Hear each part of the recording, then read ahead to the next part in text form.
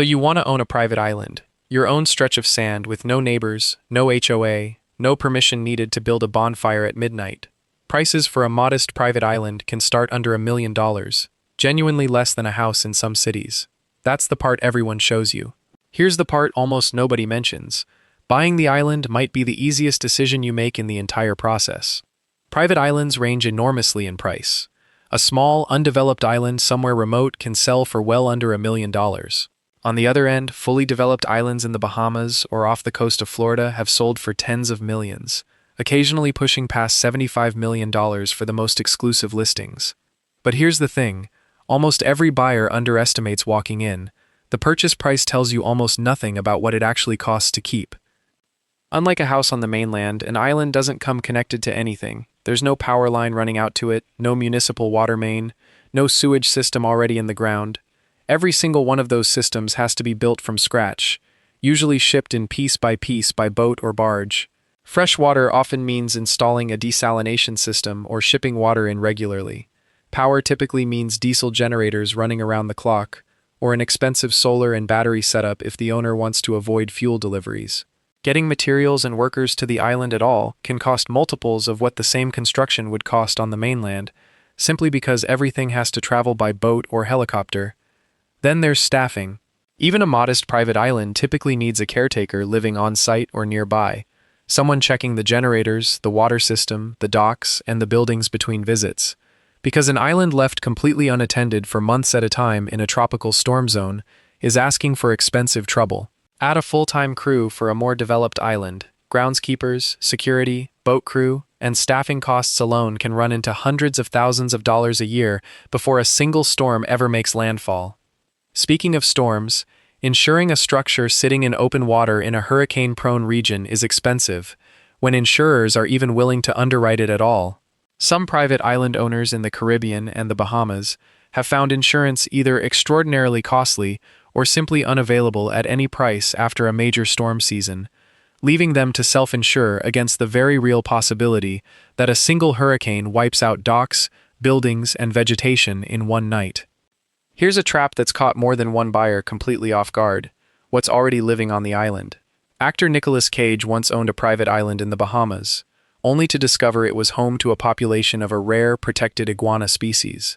That discovery effectively capped what he could ever build there, since developing the land risked violating environmental protections for a species that had been living on that exact patch of sand long before any human owner showed up.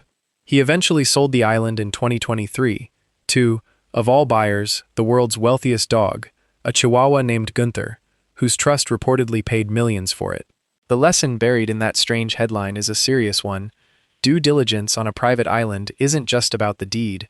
It's about every protected species, environmental easement, and local regulation attached to that exact piece of land, discovered before you buy it, not after.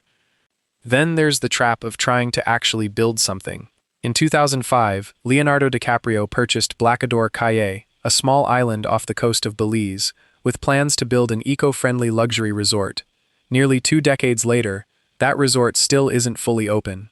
Permitting delays, environmental review processes, construction logistics unique to building in a remote marine environment, and the sheer complexity of developing land that has no existing infrastructure at all turned what was announced as a several-year project into a multi-decade one. It's not a bankruptcy story. DiCaprio can clearly absorb the ongoing cost, but it's a case study in exactly how long and how expensive turning raw island land into anything usable can become, even for an owner with essentially unlimited patience and capital. Now, compare that to Larry Ellison, co-founder of Oracle, who in 2012 purchased 98% of the Hawaiian island of Lanai for a reported $300 million.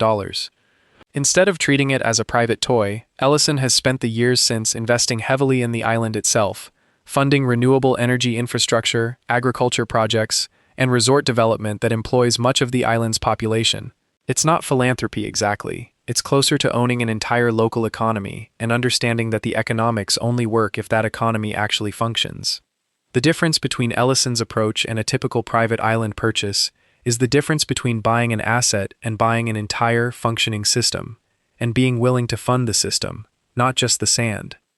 So let's run the numbers the way an actual owner has to. The good version.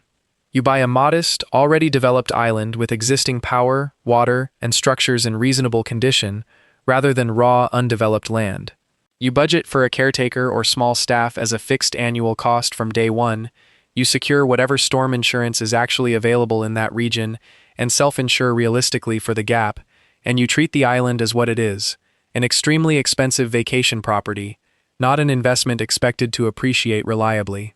Annual costs might run anywhere from tens of thousands to a few $100,000 depending on size and location, on top of the purchase price, but it's a knowable number.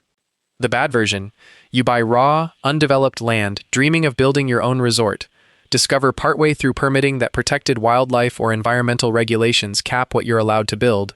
Watch construction costs balloon because every material has to travel by boat, and get hit with an insurance bill, or an insurance refusal, the first time a serious storm forms anywhere near your coordinates. What started as a dream purchase turns into an unfinished, uninsurable, barely usable piece of land that costs money every single year and generates nothing back. That's the entire business condensed into one sentence. Owning a private island was never really about the island. It's about everything the island doesn't come with: power, water, staff, insurance, and permission from nature and regulators alike. And the buyers who actually enjoy the dream are the ones who priced all of that in before they ever signed anything. Nicolas Cage found out the hard way. Larry Ellison built an entire economy to make sure he wouldn't have to.